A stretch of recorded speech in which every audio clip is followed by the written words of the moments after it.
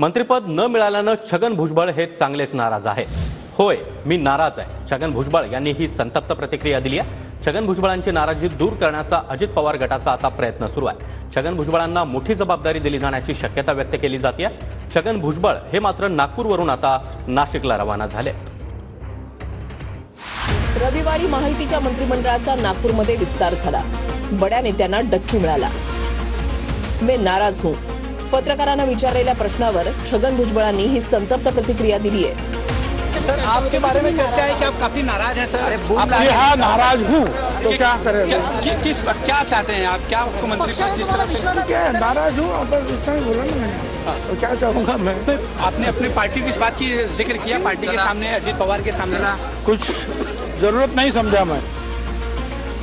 मी सामान्य कार्यकर्ता, डावललं काय, फेकलं काय, काय फरक पडतो, अशा शब्दात छगन भुजबळ यांनी नाराजी व्यक्त केली। अरे मी काय एक सामान्य कार्यकर्ता, मला डावललं काय फेकलं काय, काय फरक पडतो? मंत्रिपद किती वेळा आलं आणि किती वेळा गेलं, छगन भुजबळ काही संपला नाही ना।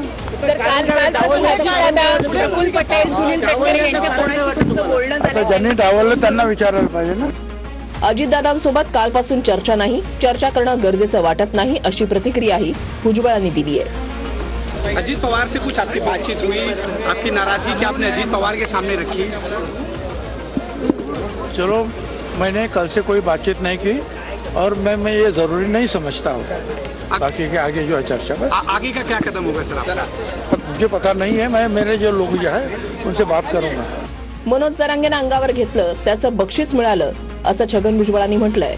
जरांगे पाटलांना तुम्ही अंगावरती घेतलं संपूर्ण अशा परिस्थितीमध्ये, परंतु तुम्हाला मंत्रिपदापासून हुलकावणी दिलेली आहे। त्याचं बक्षीस मिळालं ना, त्याचं बक्षीस मिळालं ना।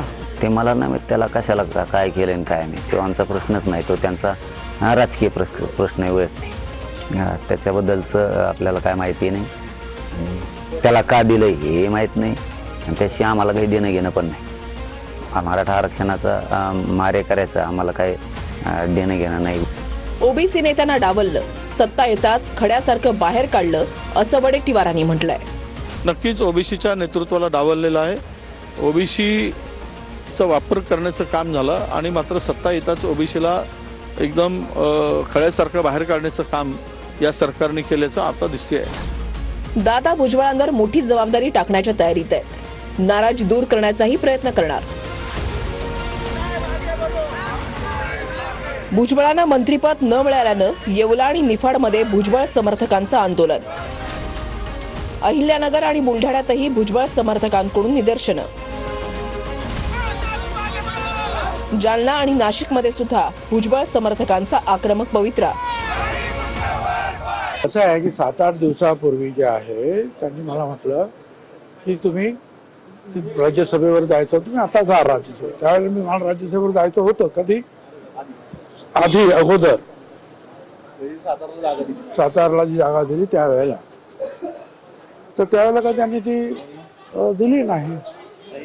मला सांगितलं की नाही, तुम्हाला लढायला पाहिजे, तुमच्याशिवाय येवला नाही आणि तुम्ही लढत असलात तर मग अधिक पार्टीला जो मिळेल, जो मानव पार्टी आपली पुढे जाईल। म्हटलं ठीक आहे, मी लढतो, लढलो आणि माझ्या मतदारसंघ जे आहे लासलगाव येवला, त्यातल्या लोकांच्या आशीर्वादाने मी चांगल्या मतांनी निवडून सुद्धा आलो। मला ताबडतोब कमी जाऊ शकत नाही।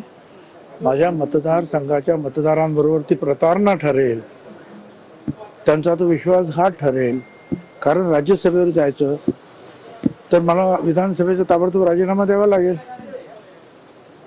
तर ते माझ्या लोकांना काय दुःखदायक आहे।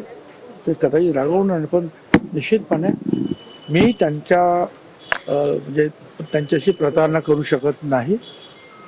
आणि ज्यांनी मला जीवापाड प्रेम दिलं त्या मतदारसंघामध्ये मी असं वागणार नाही। ही ऑफर तुम्ही स्वीकारणार नाही का मग राज्यसभेची?